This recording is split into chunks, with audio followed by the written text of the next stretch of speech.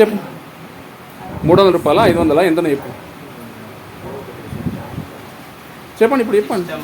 300 500 చెప్పండి ఫస్ట్. ఎంత కావాలి ఖర్చు? గవర్నమెంట్ ఎంత ఉందో అంత తీసుకుంటాం. 300 ఉందా గవర్నమెంట్ నుంచి? ఎంత ఉంటే అంత తీసుకుంటాం. 300 ఉందా? 300 ఉందా గవర్నమెంట్ నుంచి? ఎంత ఉంది? ఎంత ఉంది గవర్నమెంట్ నుంచి? తెలుసుకోండి. ఇప్పుడు తీసుకున్నారు అందరి దగ్గర. ఎంత తీసుకున్నారు? 300 తీసుకున్నారా? ఎంత తీసుకున్నారు? ఎంత తీసుకుంటా అంతే తీసుకుంటా.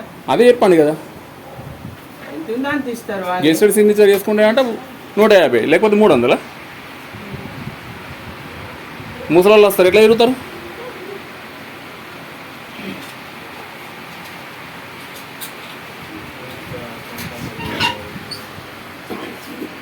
చెప్పండి.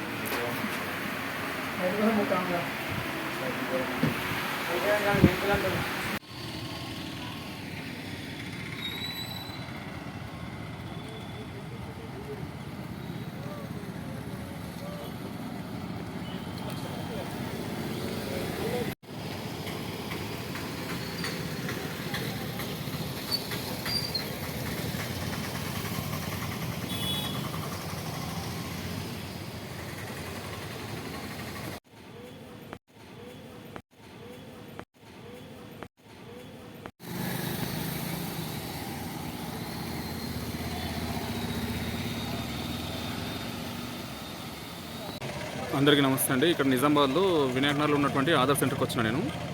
మా పిల్లల యొక్క ఆధార్ కార్డులలో అడ్రస్ చేంజ్ చేయాలి. అడ్రస్ చేంజ్ గురించి అని చెప్పేసి వస్తే వీళ్ళు ఏమంటున్నారంటే ఇక్కడ ఒక అడ్రస్ చేంజ్ గురించి 300 రూపాయలంట. మినిమం 300 రూపాయలు వాళ్ళకి పే చేయాలి. పే చేస్తే అడ్రస్ చేంజ్ అవుతుందంట, లేకపోతే కాదంట. ఆ విధంగా పెట్టారంట రూల్స్. కేవలం 50 రూపాయలు ఉన్నటువంటి ఫీజుని 300 రూపాయలు తీసుకుంటున్నారు ప్రతి ఒక్కరి దగ్గర. మా దగ్గరనే కాదు, ప్రతి ఒక్కరి దగ్గర 300 500 1000 రూపాయలు అట్లా మినిమం 150 పైనే. ఆ విధంగా ఉందన్నట్టు. ఇక్కడ వచ్చేసి Vinayak Nagar new housing board Aadhaar centre అండి. ఇక్కడ అది మీకు చెప్దామని చెప్పేసి వీడియో చేశాను. మనకు ఇప్పుడు అడ్రస్ చేంజ్ కొరకు ఏంటంటే తండ్రి యొక్క ఆధార్ కార్డులో అడ్రస్ ఉంటే కనుక దాన్ని పెట్టుకొని ఆధారంగా పెట్టుకొని మనకు పిల్లలే మార్చుకోవచ్చు. కానీ వీళ్ళు ఏమంటారంటే ఇక్కడ గెస్టెడ్ సిగ్నేచర్ కావాలంటారు. గెస్టెడ్ సిగ్నేచర్ అసలు అవసరమే లేదు. కావాలంటే మీరు చూడండి, గెస్టెడ్ సిగ్నేచర్ అవసరం లేదు. కేవలం తండ్రి యొక్క ఆధార్ కార్డు ఉంటే సరిపోతుంది. ఆధార్ కార్డులో అడ్రస్ ఉంటే ఆ అడ్రస్ మీద మనము పిల్లలను అడ్రస్ చేంజ్ చేసుకోవచ్చు. అలా కాదంట, మినిమం గెస్టెడ్ సిగ్నేచర్ ఉండాలి. గెస్టెడ్ సిగ్నేచర్ ఉండాలి, మళ్ళీ 300 రూపాయలు ఇవ్వాలి. ఆ విధంగా మరి చెప్పండి, అదే వీడియోలో చెప్పండి అంటే అది చెప్పరు. గవర్నమెంట్ వాళ్ళు ఎట్లుంటే అట్లా అని చెప్తున్నారు. గవర్నమెంట్ పైనే ఎత్తేస్తున్నారు. మరి గవర్నమెంటే 300 500 ఛార్జ్ చేస్తుందా, లేక 50 రూపీస్ ఛార్జ్ చేస్తుందా? మరి గవర్నమెంటే నిర్ణయం తీసుకోవాలి. ఈ విధంగా ఎన్నో సెంటర్లు దోచుకుంటున్నాయి. మరి ఎందుకంటే ఇప్పుడు నేను వెళ్ళాను పిల్లల గురించి, వేరే ఆధార్ సెంటర్కి వెళ్ళాను. అక్కడ కేవలం 50 రూపాయలు ఇస్తున్నారు. బాబుకు ఒక 50 రూపీస్, పాపకు ఒక 50 రూపీస్ తీసుకున్నారు. తీసుకొని చేసేసారు వాళ్ళు. ఆధారంగా నాది ఏంటంటే నా ఆధార్ కార్డు పెట్టుకొని అడ్రస్ పైనే చేసేసారు. అలా ఇక్కడ మాత్రం స్పెషల్గా 300 500 1000 రూపాయలు అడుగుతున్నారు. చాలామంది ఏంటంటే తిరగడము బాధ అయిపోయి వీళ్ళకు డబ్బులు ఇచ్చేసి కొందరు పని చేయించుకుంటున్నారు.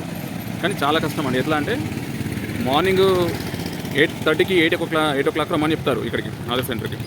ఆధార్ సెంటర్ వచ్చిన తర్వాత అక్కడ కూర్చోవాలి, లైన్లో కూర్చోవాలి. అలా దాదాపు ముసలి వాళ్ళు, ఎంతో వయసు 50 ఏళ్ళు 60 ఏళ్ళు 80 ఏళ్ళు, వాళ్ళకి 90 years ఉండాలి దాదాపు అనే కూర్చోబెడతారు. కానీ వాళ్ళకంటూ ఒక టోకన్ ఇవ్వరు. టోకన్ ఉండదు, ఏది ఉండదు. ఒక డే అంటూ స్పెషల్ పెట్టరు.